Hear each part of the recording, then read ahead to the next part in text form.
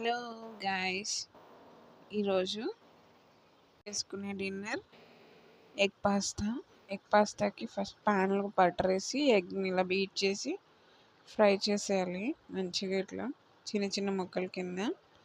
మళ్ళీ అదే ప్యాన్లో కొంచెం బటర్ వేసుకొని కొంచెం గార్లిక్, ఆనియన్ వేసి మంచి ఫ్రై అవ్వాలి. జస్ట్ అలా ఫ్రై అయిన తర్వాత టమాటోస్ కూడా వేసి హాఫ్ టమాటో వేసుకున్నాను నేను. మీకు ఇంకా జ్యూసీగా కావాలంటే ఫుల్ టమాటో వేసుకోవచ్చు.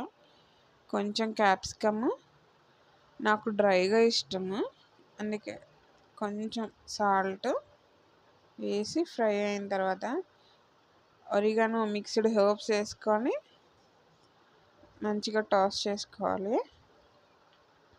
అవి టాస్ అయిపోయిన తర్వాత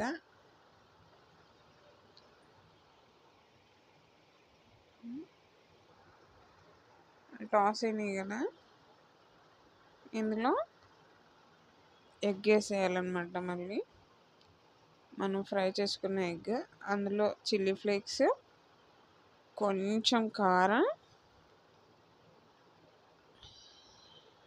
వేసి బాగా మిక్స్ చేయాలి.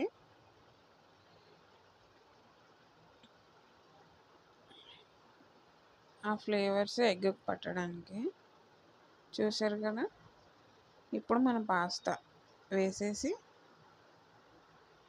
మంచిగా టాస్ చేయండి.